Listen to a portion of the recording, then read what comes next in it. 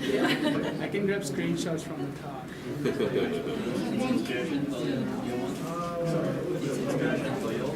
It's inspiration. Yeah, I go next week. So we'll see how it goes. A few more coming in.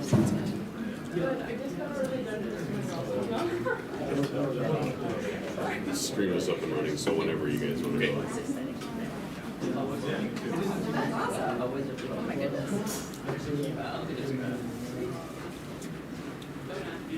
Sweet, okay. Good afternoon, everyone. Let's make a start, and welcome to Cassidy's master's presentation on characterizing the far-infrared polar spectral signatures for Prefire. Now, Cassidy's been supervised by Tristan Liquve for the last year and a half, who is watching from Spain at the moment. Hopefully he's online. Now, Cassidy is one of our local Wisconsinites in the department, coming from Quantico, Wisconsin, just out of Milwaukee. Starting her undergrad in 2017 at UW-Waukesha, before quickly moving here to the AWS in UW-Madison. During her undergrad, Cassidy worked for the Antarctic Meteorological Research Center, doing some research work for them, as well as tutoring in physics for a few semesters.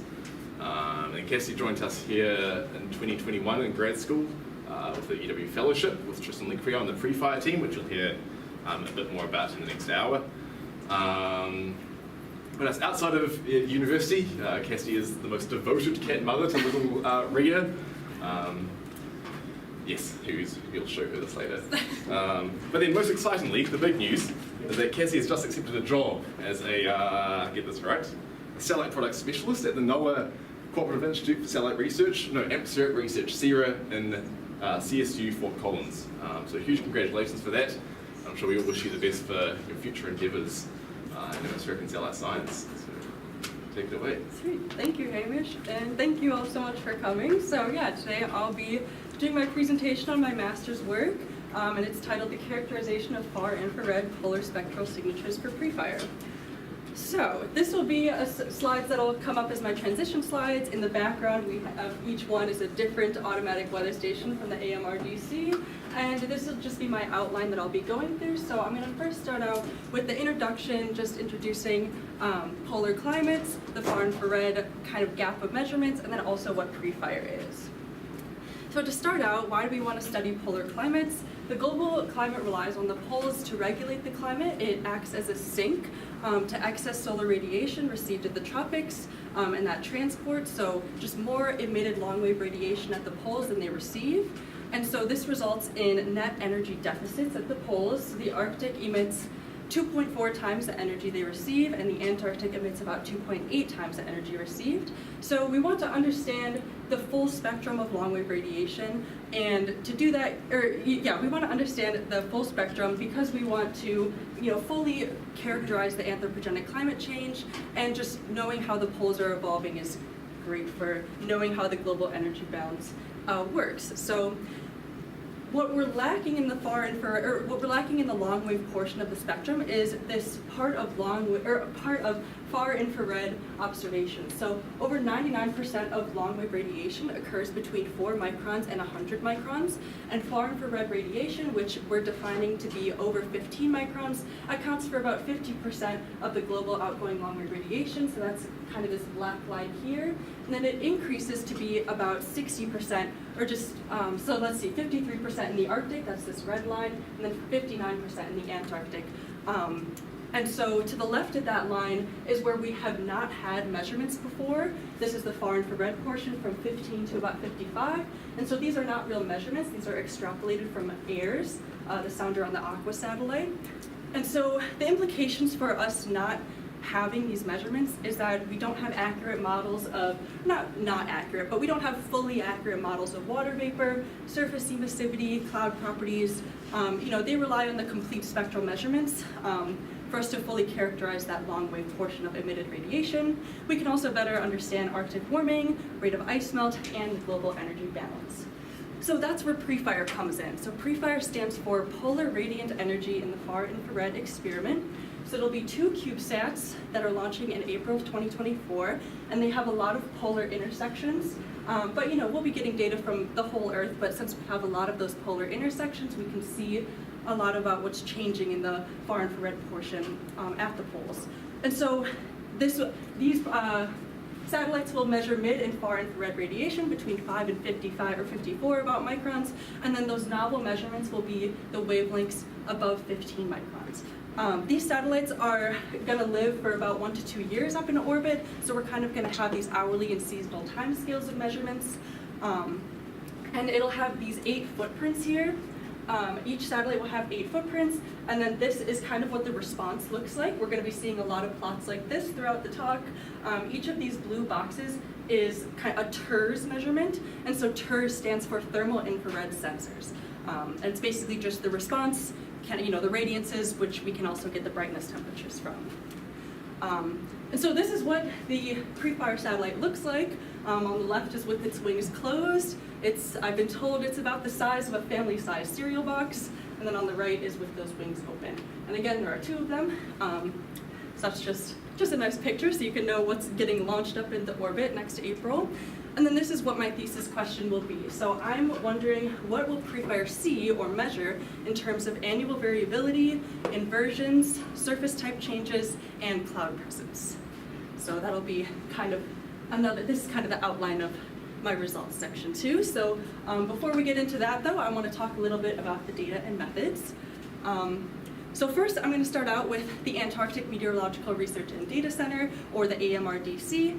This is where I did my undergraduate research in. And so the AMRDC took over the US Antarctic Project Automatic Weather Station program in 1980. So we have over 40 years of observations.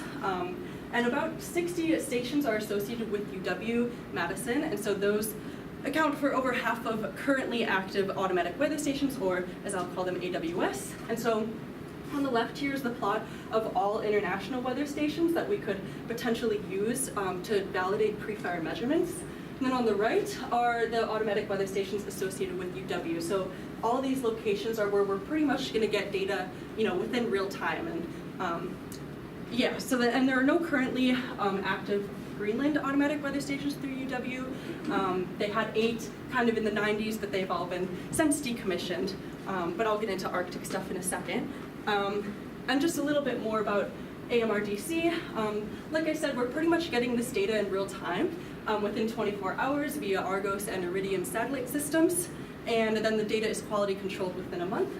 And then some example uses that these stations have been used to validate other satellite data before was Scambos et al. 2018, where MODIS, Terra, and Aqua data was validated using AWS. And then this other study in 2013, where ground-based microradiometric measurements were made and validated using AWS. And so you can see that I've circled there's 8 circles here, and I'm going to be showing some example data of what this looks like. So this is all 8 of the stations that I circled. So basically what this is plotting is just a month of January. So this is the austral summer, and then the month of July in the blue line, that's the winter. And so the variations in the January lines are going to be due to the sun rising, sun setting. We have a diurnal cycle. But then in the winter, obviously, there's not a lot of sun down in the poles or down in the Antarctic for these stations. And so we still have these variations in temperature though.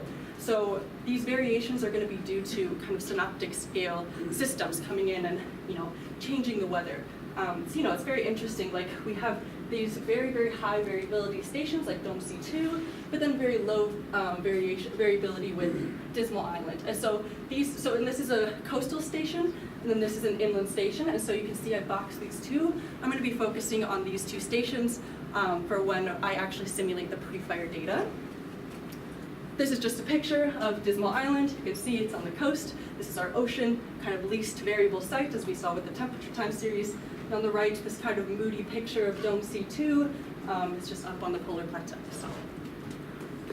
Next, I'm going to talk a little bit about the Arctic data that I used. So this is a picture of Summit Station, and this is where the data that I used comes from. And then this is, again, an example time series, so now it's flipped because, of course, we're in the Northern Hemisphere now. So again, the variations in the summer are due to diurnal variability, and then the variations in the winter are due to synoptic scale storms moving in.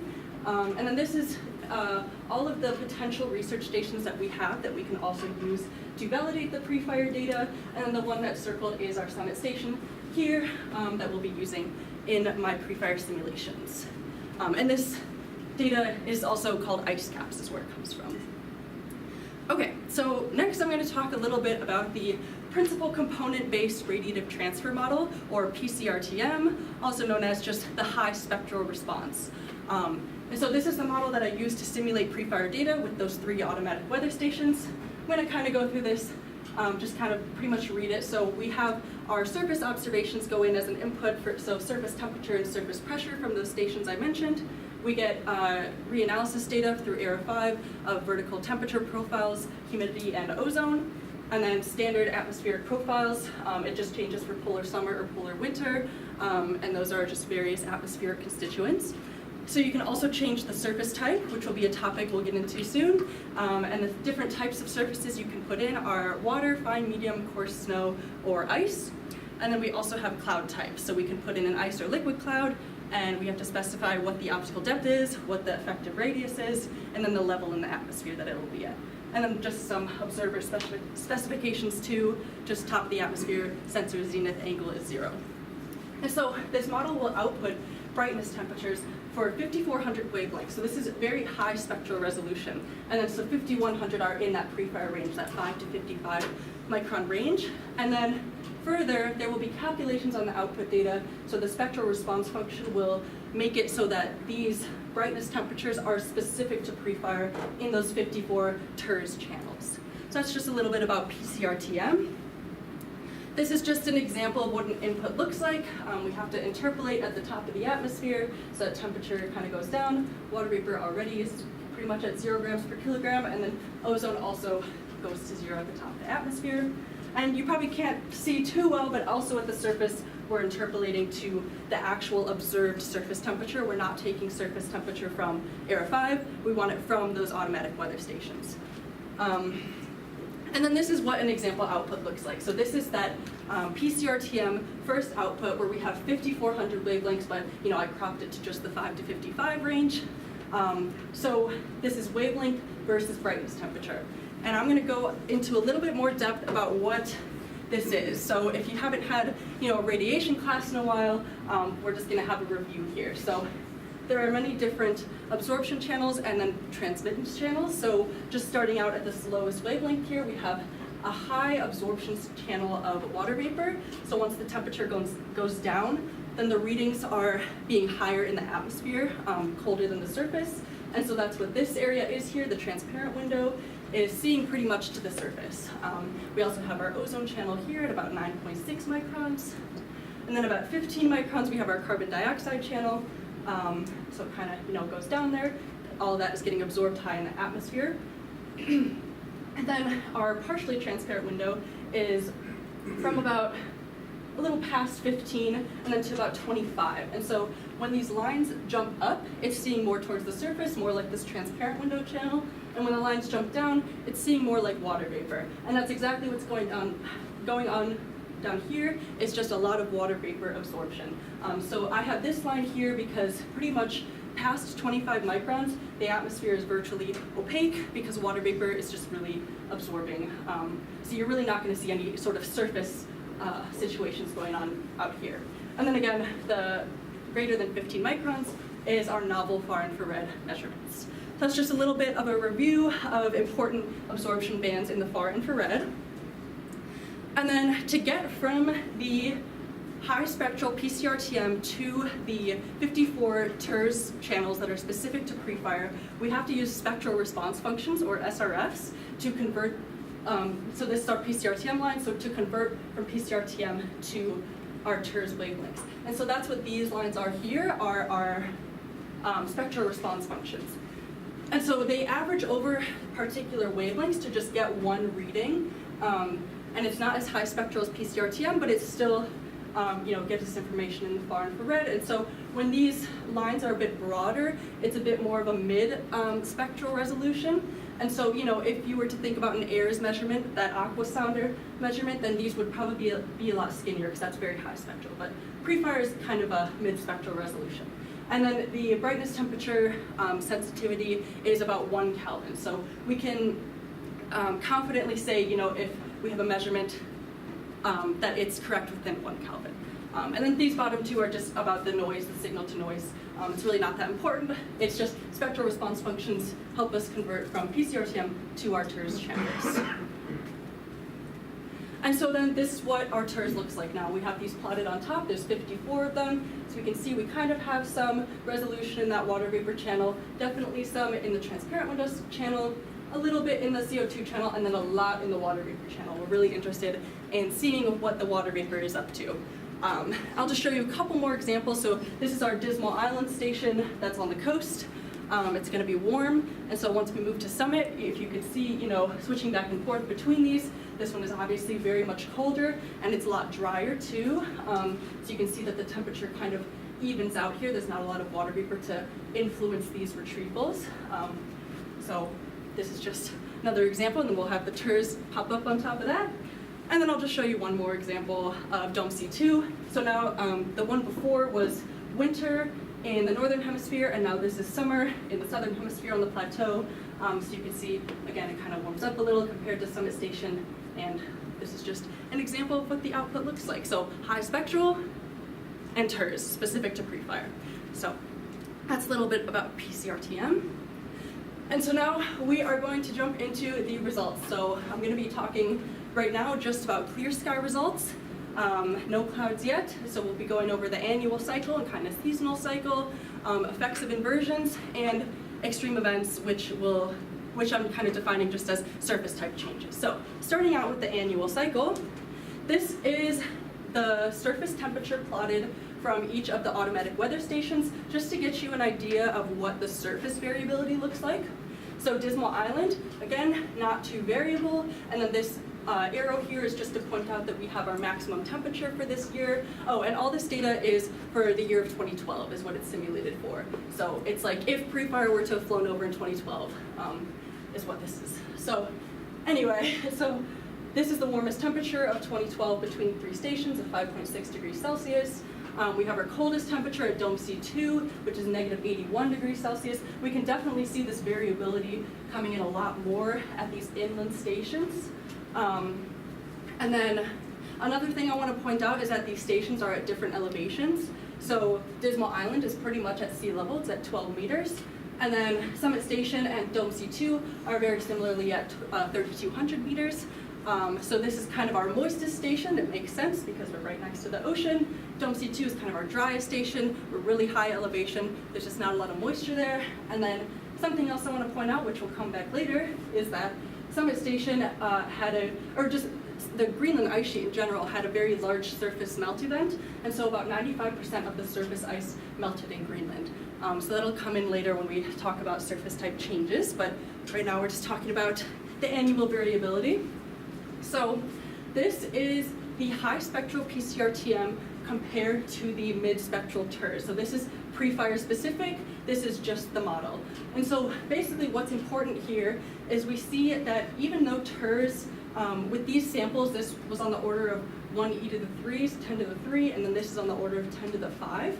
But even though we don't have as many samples as the high spectral, we still are seeing the same range. And that's great because, we want Prefire to be able to see that range. So even though it's mid-spectral, it's still going to be giving us a lot of information about those far infrared wavelengths. So again, Dismal Island is our warmest station. You can see those warmer temperatures coming up.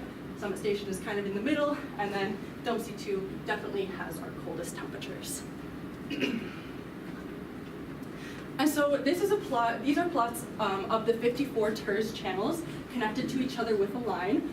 And so this is just to get you an idea of what that variability looks like. So at Dismal Island, we can see that, and all of these are colored by season, but Dismal Island we can really only see like summer and spring because they're all just plotted on top of each other, and it just really doesn't vary that much.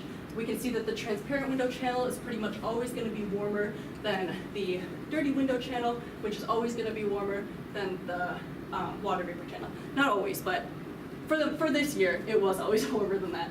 And then when we get to Summit Station, kind of see a lot more of that variability going on. Maybe a couple areas where the transparent window channel is colder than the dirty window channel, colder than some of those water vapor channels. And then at Dome C2, which is our driest station, we can definitely see this high spread definitely colder temperatures in the transparent window channel and then warming up kind of as it goes along. And so the reason why Dismal Island kind of has that shape of decreasing temperature, and then these other stations in the winter have those increasing temperatures, is because of inversions. So yeah, Dismal Island, least variability, moistest area. It has a lot of water vapor influencing those retrievals. As we get to Summit Station, it gets a little drier, and then definitely at Dome C2, we can see that there's not a lot of water vapor to influence this, so we can really just see a high range of brightness temperatures. And so I'll be kind of coming back to these channels a lot. The transparent window channel, which I've chosen just to be 11.4 microns. Dirty window, otherwise known as the semi-transparent window channel, is 22.4, and then water vapor channel is 35 microns. And so now I want to go over kind of, what are the effects of inversions? So like I said, Dismal Island, for the year of 2012, we didn't really see those temperatures increasing, and it's because the station didn't really experience inversions, or just not strong enough. Maybe that you could argue that this is a slight inversion, but it's really not strong enough to affect the outputs. And so if we just start off by looking at this plot, this is not a sounding. Just note that this y-axis is wavelength, and then the x-axis is brightness temperature. And so these are the outputs for all 54 TERS channels, and then these are the 3 channels that I mentioned I'll be picking. So transparent window, dirty window, and water vapor channel. And so then I matched up each of the output temperatures with the sounding, just so you can see like what kind of sounding, temperature sounding would we have had to see this type of output. And then also water vapor, so you can kind of compare that as well. And so the dirty window channel and water vapor channels are definitely affected by water vapor. This is our moistest station. And so we can see that by looking at these weighting functions. So where these kind of go and increase are where most of the absorption is happening in the atmosphere. So with this 22.4, we can see that at about, like around 600 hectopascals is where our absorption is peaking, and so that's where we see the temperature that we get at that channel for the output. And then similarly for the 35 micron water vapor channel, it peaks at above a little bit above 400 hectopascals. That's exactly where we see that temperature occurring from our output. And then this red line here is our transparent window channel. So you can see like when this is just really low and pretty much to 0, it's just a transparent window, which, that's the definition of it. And then all of the absorption is happening at the surface. So basically, these weighting functions just show us, where in the atmosphere will these channels be sensitive, and these are just 3 examples. And so this is an example with the temperature line, just decreasing with height as we're used to. But when we look at another example where now we have this very strong inversion as an input, then now we're seeing the transparent window channel is colder than the 35 micron water vapor channel retrieval. So when we have, when we have less water vapor, the dirty window channel peaks closer to the surface. Yeah, so this one here, we can see, if you remember in the previous example, this triangle was much higher in the surface, but now it's pretty much right next to the surface because there's just not a lot of water vapor to influence that retrieval. And again, this is our dry station, so when there's less water vapor, these dirty window channels will not have a lot of water vapor to influence where it's reading that temperature. And then we can see with this 11.4 micron channel, pretty much never peaks anywhere, so you're just seeing straight to the surface. But again, these water vapor values are on the order of like 0.02 grams per kilogram, but it's still affecting this. Like this weighting function is still peaking at just above 400 hectopascals. It's very sensitive to very small amounts of water vapor in the atmosphere. So, and then I made this point, but I'll just point it out again. With the other case, these temperatures were decreasing with height, but now we can see they're increasing. So that's kind of why we saw that shape in the previous plots, and I'm going to bring those back too. So again, when we don't have inversions, the general shape of this goes down, with the exception of the CO2 channel. With Summit Station, there's really, it mostly goes down, you have a little bit going up, but then definitely at Dome C2, you can see that increase. And it's because of the strong inversions there. So Summit Station kind of has some weak inversions. Dismal Island didn't have any inversions for the year of 2012, excuse me. So, and then again, these 3 lines here are specifying the 3 specific channels that I want to analyze. So transparent window, dirty window, water vapor channel. So what I did next was make a time series of the 3 channels and also with the surface temperature observations from the automatic weather stations. So with Dismal Island, we can see that the 11 micron channel closely follows the surface temperature pretty much exactly, and especially with Summit Station, they're pretty much in Dome C2 right on top of each other. And with the 22.4 micron channel, we can see that the, so it's the yellow line, and it kind of follows the surface temperature with Summit Station here. You know, there's definitely space here, but then definitely with Dome C2, because it's so dry, not a lot of water vapor to influence that. But with Dismal Island, it's really not picking up that variability at all. And then for the 35 micron water vapor channel, the brightness temperature is not picking up that surface variability at all. You can see that it's pretty much just a straight line, this purple line, for all 3 stations. No matter what the surface is doing, all of those channels, every time, for all the time with the 35 micron water vapor channel, it's going to be sensitive to water vapor high in the atmosphere, so it's not going to seep to the surface. And then, yeah, it can be warmer, again, than the surface during strong inversions, which we don't see at Dismal Island, that top plot, because it's so moist there.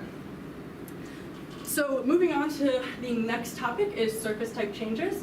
So the question I'm asking here is, which wavelengths are most affected by a surface type change and to what magnitude?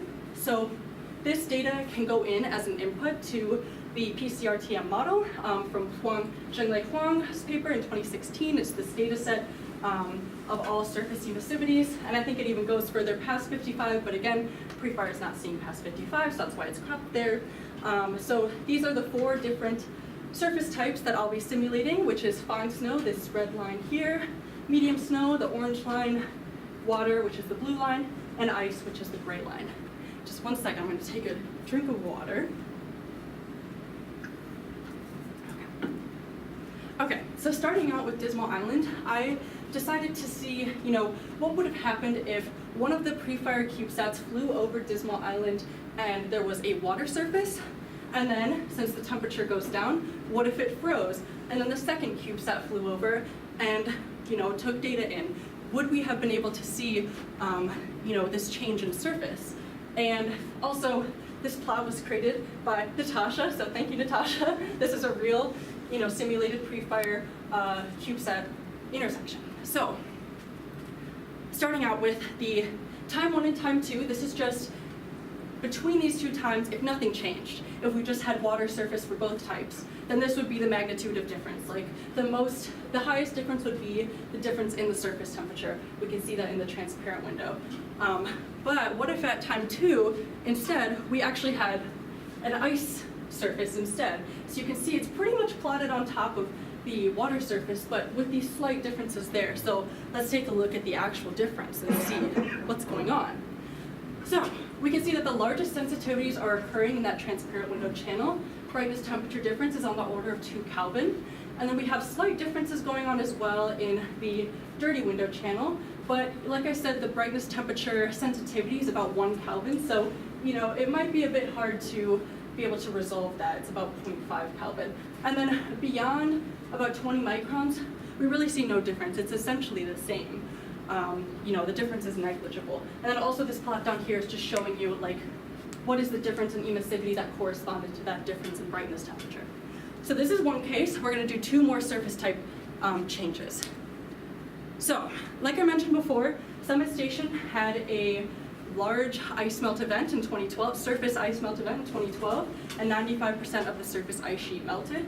So this is a paper from Hall 2013, and the day that I simulated was July 12th, or 13th, it was July 12th and 13th, but you can see that the red is that melt, and then when there's a cloud, obviously there's a cloud, so you can't really tell if it melted, but, a lot of this melted, and so what would have happened if Prefire had flown over during this time? Would it have been able to see this melt event? So, again, here's Summit Station. Let's say that the surface started out as fine snow, and then during this, right here was the melt event. So what if during that time, Prefire had flown over here, and then flown over there. So again, another Natasha plot. And then the difference in surface temperature would have been about 6.7 Kelvin. So would we have been able to resolve this? And so again, here's just our general difference. The highest difference we see between, if you don't change the surface type between these two times, is in that transparent window channel. But then if we were to change time 2 to be a water channel, or sorry, to be a water surface, then would we have been able to resolve that? And so for this one, you know, it might be a bit difficult to resolve. These are on the order of about 1 Kelvin. Even in the transparent window channel, it barely reaches above 1 Kelvin. But the highest differences we see anyway are in that transparent window channel and in the dirty window channel. And then kind of the same thing that we saw before. Once we get higher than 20 microns, there's pretty much no difference, and no difference that Prefire would be able to resolve. Even though we have these large emissivity differences. So, you know, this is an emissivity difference of 0.09, and you don't see it. So even with large emissivity differences, it doesn't necessarily translate to a difference in the brightness temperature output, and it's just because, you know, once you get past that 20 micron area, it's just so sensitive to water vapor high in the atmosphere. So one more case we're going to look at is for dome C2, and this is for if there was a katabatic wind event, which is defined by this paper, Group et al. 2013, as being wind speeds more than 4 meters per second. So we can see for a prolonged period of time, and so we can see this is the line here saying that these are the winds being higher than 4 meters per second. And so what that means is that it would change the snow type to be less dendritic and more spherical. So the change in surface we're going to do here is from medium snow to fine snow. And this is a very large temperature difference of about, 42 degrees Celsius is that change in surface temperature. And so we can see that 48-degree difference is coming up between time 1 and time 2 in our transparent and dirty window channels. We can even see some differences going on in the water vapor channels, but again, this is for the entire 2 different times. So what if for the second time instead, it was a fine snow surface? Let's take the difference between that, and we can see that the largest sensitivities are occurring in the transparent window channel and the dirty window channel. And so when the emissivity difference is positive, then these differences will also be positive, and then when the emissivity differences are negative, like right here, it crosses over, then that will also translate to a negative difference in the corresponding channel there. And so these differences, are not really, we probably won't be able to resolve this too much. These are on the order of 0.5 Kelvin, and then especially in the water vapor channel, there just are no differences, and that kind of makes sense anyway because the emissivity difference is really not that high of an order. So that's just about the surface type changes and whether or not Prefire would have been able to resolve them. And so what we're going to move on to next are cloud radiative effects, and seeing kind of what are the differences between ice, liquid, and mixed phase clouds, and also compared to clear sky. So just a little bit about polar clouds and how I chose, what effective radius to put into the model and what optical depth to put into the model. From literature, we can see that Dismal Island and Summit Station have very similar effective radiuses from about 5 to 25 microns or 30 microns. Optical depth at Dismal Island is greater than 10. We pretty much are going to have very thick clouds there. And then Summit Station is between 1 and 15. And these 2 stations can see mixed phase clouds and ice clouds, so kind of liquid and ice. But for Dome C2, you are only really going to have ice clouds. It doesn't get warm enough to see liquid clouds. And Dome C2 also experiences a very low optical depth of less than 1 most of the time, and the effective radius can be anywhere from 5 to 1,000, but once we get kind of up to that higher range, it's pretty much just precipitation. It's just snow. And then for all the clouds that I put into the model, I set them at 5 kilometers above the surface using the hypsometric equation, because again, they're not all at the same elevation and surface pressure level. This is just what polar clouds particles look like. Just thought it was cool. This is kind of on the order of 200 microns, so these big ones are pretty much just snow, but it's kind of like these smaller ones that we're simulating in the model. Okay, so this is our first case. This is going to be ice clouds versus clear sky for Dome C2. We can see this is about where the cloud level is, And then this plot up here is the clear sky versus ice cloud. And then down here is the difference. This is our clear sky output minus our ice cloud output. We can see that this is a cloud of, we put in an optical depth of 1 and an effective radius of 15, but even with a really, really low optical depth, pretty much all channels are sensitive to cloud presence.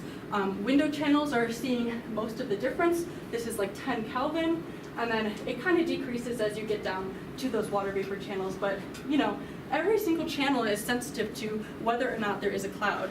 And the magnitude changes depending on whether or not you can see to the surface. So in the transparent window and dirty window, you can kind of see to the surface. And even though you can't see to the surface in the water vapor channels, since the cloud is set up above here, it can influence those retrievals. Yeah, non-negligible differences in the water vapor channel. And so this is a clear sky versus ice cloud. And so our next one we're going to talk about is ice clouds versus mixed phase clouds. So for this one, I put in an optical depth of 10 for the ice cloud. And then in the model, you can't put in a mixed phase cloud. You have to put in a liquid cloud and an ice cloud and then be like, this is our mixed phase cloud. So ice cloud of optical depth 5, liquid cloud of optical depth of 5, because optical depths add, so the model will pretty much just see an optical depth of 10. So they're pretty much the same optical depth here. And we can see now that the difference between, so this is mixed cloud minus ice cloud output. Now in the transparent window channel, we have very small differences, they're less than 1.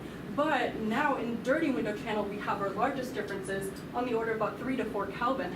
And even between 30 and 40 in our water vapor channels on the order of 1 Kelvin. So what this is telling us is that transparent window channels are not really going to be sensitive to a cloud in general. Like, it's not going to be able to say, this is a mixed phase cloud or an ice cloud. It's just going to be able to say, oh, okay, there's a cloud. But when you look at the dirty window channels and the water vapor channels, these are actually sensitive to the cloud phase.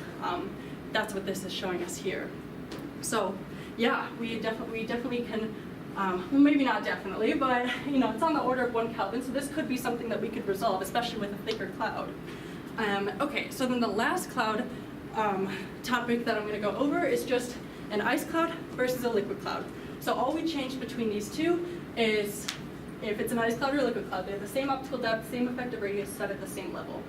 So again, our transparent window channels are really not seeing that high of a difference, but our dirty window channels are. So transparent window channels are not sensitive to whether or not it's an ice cloud or liquid cloud, but it is sensitive to if there's a cloud. And then our dirty window channels are sensitive to an ice cloud versus liquid cloud versus mixed phase cloud. But now in this case, this is our moistest station. Dismal Island is at the coast. Now, once we get out into that far infrared past 30 microns, we really don't see a difference. And that's because this station is very moist, and so a lot of whatever water vapor is in the atmosphere is going to be more than Dome C2 and Summit Station, so those channels are really not going to be too sensitive to different cloud phases. So that concludes the results section, and so now I'm going to go into my summary and conclusions, which will be just a bit of repetitiveness, but just to really emphasize the point. So Dismal Island, which is our moistest and warmest station, experiences that least variability throughout the spectrum. It's really just going to always have this shape of being, our transparent window channel is going to be warmest, dirty window channel is going to be next coldest, and then water vapor channel is our next coldest after that. For Summit Station, which is a bit drier but still a little bit more moist than Dome C2, it has more variability than Dismal Island, but less than Dome C2, and we kind of can see that weaker inversions will cause this increase. And then for Dome C2, which is our driest station and coldest location, it experiences the most variability and most spread of those TERS channels, and inversions cause the water vapor channels to be warmer than those transparent window channels, so you can kind of see that shape of it increasing there. So overall, the point of this is that when there's less moisture, there's more variability in the spectrum. So that's that bottom plot there. And when there's more moisture, there's going to be less variability in the spectrum. And then to summarize the surface type changes, the transparent and dirty window channels will be most sensitive to surface type changes, and it is directly related to the surface emissivity differences and the transparency of the atmosphere. So, when you go out here, even if there are very large emissivity differences, it really doesn't matter because these channels can't see to the surface, but these channels can. And again, differences that are less than 1 Kelvin may not be detectable with just one case, but it could be identifiable with many cases because the error goes down with the more examples that you have to look at. And finally, for the cloudy sky results, dry areas like Dome C2 is going to be very sensitive to cloud presence, even clouds with very small optical depths. So again, this was an optical depth of 1, and it still just has these very high sensitivities to cloud presence. And then for dirty window channels, those will be sensitive to cloud presence, of course, but then also cloud phase. So now transparent window channels are really not too sensitive to whether or not it's this cloud or that cloud. It's just saying, okay, there's a cloud. And then in dirty window channels and a bit in water vapor channels, depending on how dry the area is, then it can be sensitive. So this is our moistest station, so that's why we kind of don't see any differences out here, but this is a bit of a drier location, so we can see those differences. And yeah, so cloud presence have a higher impact on brightness temperature retrievals in dry environments, because there's not water vapor there to influence seeing whether or not there's a cloud. So that concludes the results, and now I want to get on to my acknowledgement section. So I have already thanked Tristan in my talk last week. Unfortunately, he couldn't be here today, but thank you to Tristan for being my mentor for the past 2 years and for taking me on as a grad student. Thank you to Nate Miller for teaching me all about PCRTM and weighting functions and teaching me all about code. And to the Prefire team, that's everybody up there. When we were all in California, that was very fun. And the AMRDC, who gave me an opportunity to do research in my undergrad years. To Sierra, who will be hiring me, like Hamish said, so I'll be moving out to Colorado in August. And then, of course, to all the friends I've made here and colleagues I've worked with in the AOS department over the past 4 years. I got my undergrad degree here and now my master's degree, and I've just made a lot of my best friends here. So you guys are all out there. And to my family, of course, for all their support and for always being there for me and cheering me on. And if my sister's watching, happy birthday, it's her birthday. And of course, and last but certainly not least, my cat, who is not only my emotional support, but other people's emotional support too. So that concludes my presentation. Thank you for listening.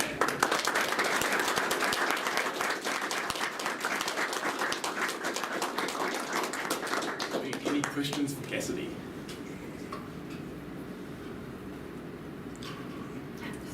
Was there a specific reason that you chose 2012 to look at? There actually wasn't. I think it was kind of arbitrary, but then it worked out because of that melt event in Greenland. Yeah, we just kind of chose 2012 to order the data, like when Natasha and I first started, and we just kind of just chose it as an arbitrary year, but yeah, no specific reason.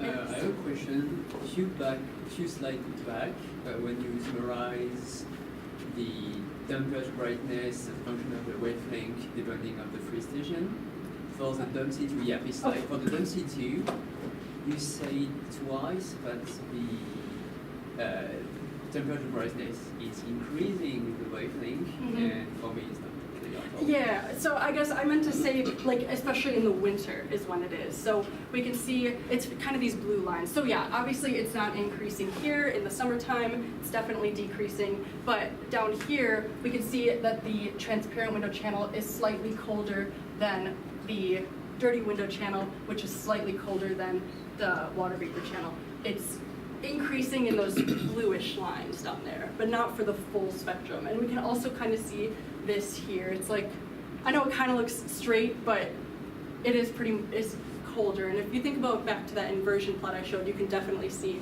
that that surface was colder than the 35 micron channel. Sweet. Yeah, building on that question, first of all, a very interesting talk, and you did a great job, Cassidy, so kudos to that. How frequent the Dome C2 sees an inversion? Like if you have 30 days, like is it a persistent inversion that you just usually see, or? That's a good question. So actually, I think if I go back to one of these plots, we can kind of see how often they occur. It's definitely very frequent in the winter. Oh yeah, this blood. So like whenever this 35 micron channel is warmer than the surface, you can pretty much say that there is an inversion. So, from pretty much March to about, what is this, like September, a little past September, they're very, very frequent. And not always there, but yeah, they're happening. Okay. Yeah. Yeah, so it was a long time ago, but in 1970, NASA had a sensor called IRIS that was high spectral resolution and collected data down to 26 microns. So I'm curious if the Prefire team has looked at that. It seems like it'd be very relevant to a lot of the studies you're doing. Yeah, I've actually never heard of that, so I have not considered that before. But yeah, you said 26 microns? Yeah. Yeah, that would definitely be very interesting to see what kind of measurements they took and how that will compare to Prefire. But yeah, that'll be something I need to look into a little bit more. I've heard of that. Yeah. I had a question about the spectral signature of the surface at Greenland. Yeah. So when you did from like -6 degrees to 0, and then when you changed the phase, did you do both at the same time?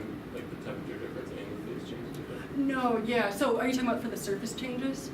Yeah, so the only thing I changed was the surface type, and then I just showed the 2 times, which does change the whole profile between the 2 times.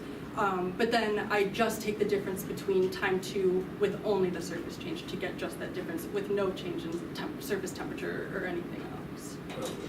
Yeah, because that plot had a pretty small brightness temperature difference. I was just wondering if it could be a compensating effect between temperature change and the surface sensitivity change. But yeah, no, I think it was pretty much just the surface sensitivity for the 2 times when I took the actual difference. That was the only change between. Yeah. Thank you. Yes. Lovely talk. Thank you. Question about the crossing over points for the 2 satellites. Yeah. Would having ground-based observations of those crossing points be of value? It sounds like they are based on what you presented. Yeah, because if there's like a really large change in temperature or a surface type change that happens very quickly, if we have one satellite going over and then that one's now doing its next orbit, but then the other satellite comes down right after over that, then you can really be able to tell, like, can we see this difference between the 2 times? Like, if there was a surface change, then hopefully the satellite will be able to resolve that if it's more than 1 Kelvin. So yeah, having a station in those intersections would be really, really helpful, especially to validate the temperatures if there's a large temperature change. So Yeah, we should talk. yeah, for sure. Yes. So you showed those interesting plots showing that you might be able to tell the difference between cloud type, depending on whether it's like ice or mixed phase, especially. And you were showing that example, I think it was at Dome 2, where your initial conditions are really dry. Yeah. And so there's not a lot of initial interference. Mm-hmm. Is that ability to tell the phase difference dependent on having like a really dry atmosphere to start off with? Yes, yeah. So since this area is so dry, I guess this one is, versus clear sky, but since it's so dry, like you can even see these differences out here because there's not a lot of water vapor to impact those retrievals. Yeah. So yeah, and then when we saw with Dismal Island, it's like once there is moisture, these channels may be sensitive to phase if you put the cloud above a lot of where water vapor is, I guess, which maybe won't be too realistic, but with that station, we could probably expect, a clear sky minus ice cloud difference to be much smaller, especially out here, because more water vapor will pretty much just make these differences just negligible and 0. But really dry conditions can see further through the atmosphere, and it can see more differences. So would that remain true if you're just looking at the difference between an ice cloud and a mixed phase cloud? Because in both cases, you have a cloud and you're trying to tell what kind of cloud it is. Yeah. Would having a warmer atmosphere or having a cloud be farther down interfere with the ability to tell the difference between clouds?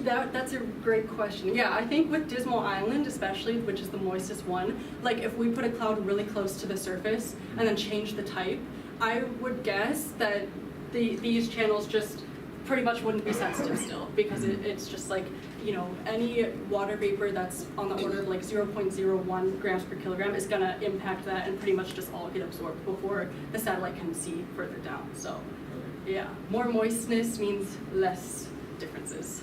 Thanks. Yeah.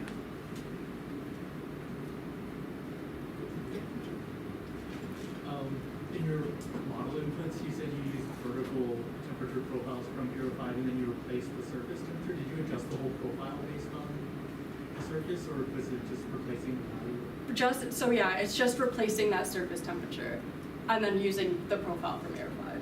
How big were the differences between like the surface data and the reanalysis data? Were they pretty big? Were they? That's a good question. Yeah, if we go back, it's not too big for the example that I used up here. It might be a little bit larger or smaller if I looked at different examples, but if we go back to that, this plot, it's pretty much, I mean, you can barely tell. I can tell you since I'm up here and right here, but it's just like this slight differences, maybe a couple Kelvin. So let's see, like I would say on the order of maybe 3 Kelvin for this station, which is Dome C2. So I would say it's probably anywhere, like, I would say it's less than 10. I mean, I'm hoping that Aero 5 would be kind of good, but especially at the poles, it's not too good, you know, because we don't have all the weather stations. I don't know if Lee has anything to add. I have a comment that I know that Aero 5 is using at least a good number of our stations because they're going on GPS, and so they are ingesting them, looking at past reanalysis, like their 40, things like that. They correlated extremely well that they would have an offset at times, especially if you're talking about surface versus the instrumentation weight offset that would grow as well. So yeah, it will be a difference, but it should be. Yeah. Wouldn't be too like bad of a difference where I'm like, oh no, like this surface temperature is like way up here or something. Like, exactly. Yeah, exactly. I have looked at all the profiles, and yeah, there are some that's maybe on the order of about 10 difference, but I would say it's pretty much less than 10 Kelvin difference for changing that surface temperature to what the observational really is. Sweet, let's wrap that up. Thank you, Cassidy, and great discussion, everybody.